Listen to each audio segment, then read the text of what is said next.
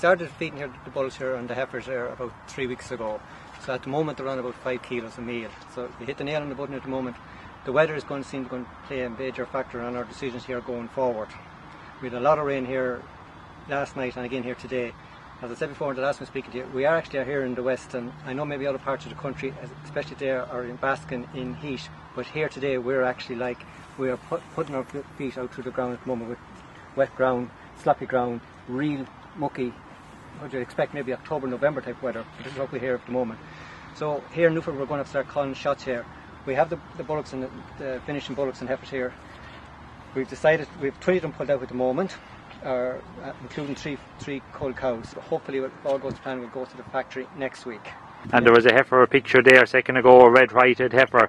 You have a couple of cull cows there, but that's sort of, the heifers are generally maybe being drafted anywhere sort of 530, 550 kilos at the moment. Maybe steers going into a bit heavier weight. That is, the bulk of the heifers would have ranged, from, as you said, from 524, once we were 500 plus, we were considering, yes, you are going. But Anne was 524 plus, yes, they were being pulled out.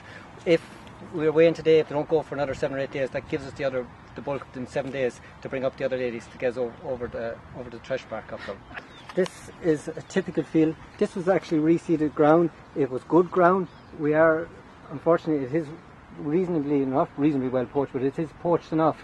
I'm quite sure there's other farms throughout the country that we are no different from any other farms, that once they look at this catchment and they say, right, this is what they have down here on the 5th of September, I've got the same type of land, and this is what I'm working up to, and this is what we are producing off the type of land here that we are producing off this land.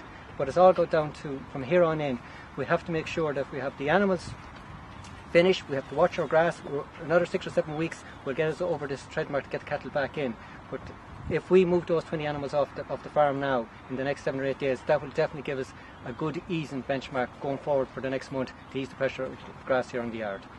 Yeah, big change up here, considering the father was putting corn at home last week and we had this kind of weather up here. Land has gone saturated now at this point.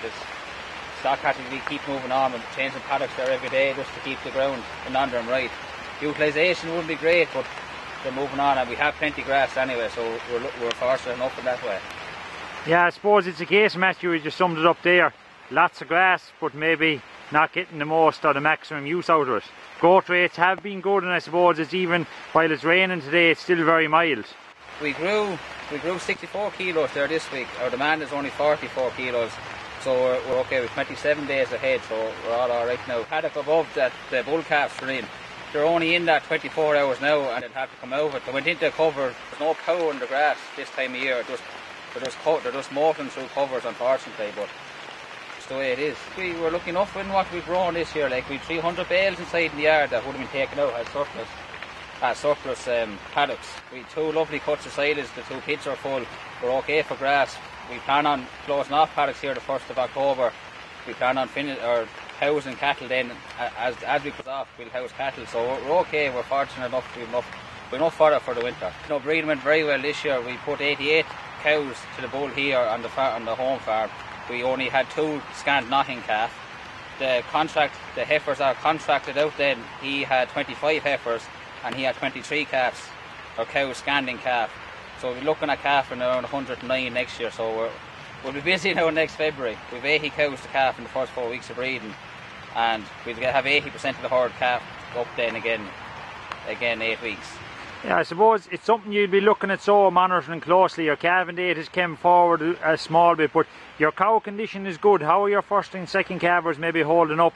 They're ones maybe that show the wear a bit more of producing that high milk yield.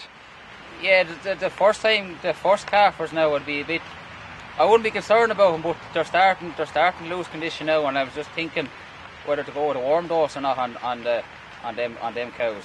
But other than that, they're holding up their condition. We'll start weaning now in a month's time, and I'll wean the thinnest of the cows first, so that'll give them plenty of time then to recover over the winter. We're restricting the silage again this year and just feeding them straw. They're in ideal condition now, I think. So I suppose all you're looking for now is a few fine weeks to lengthen out the grazing season and try and take a bit of pressure off. I won't say no to it at this stage.